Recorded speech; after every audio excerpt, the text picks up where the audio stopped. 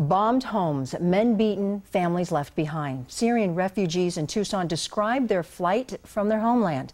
Stories from 7 families who are part of the exodus from Syria. Families who arrived in the West within the past few months.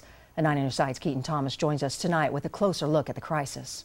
Well, good evening. So these families began the process a year and a half ago when they first applied to come to the United States, and it took that long just to pass through all of the interviews and background checks, and they didn't even know where in the U.S. they would eventually end up. But they tell me it's much better than this world of violence. For many of us in America, it's images like these that come to mind when we think of Syria.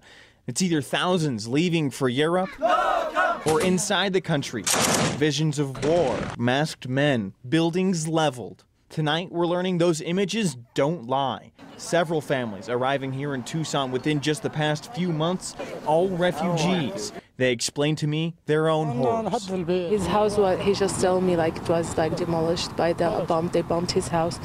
So they left. A lot of people, they left. He told me just earlier that a lot of his friends left because they bombed their house. There's nothing left. Rafak Ramadan's building leveled.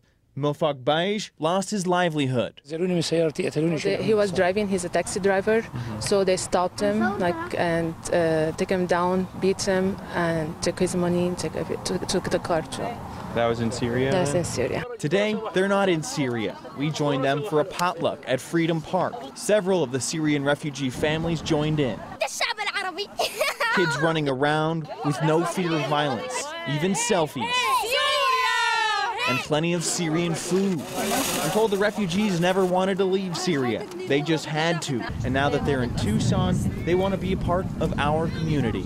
They want to meet the people and they want to start knowing the people and start working. So it was quite the journey to get to Tucson, and they're grateful to be here, and they still, though, need a lot of help. The best way to do that is to get in touch with the Islamic Center of Tucson. Keaton Thomas, KGUN-9 on your side. Thank you, Keaton. And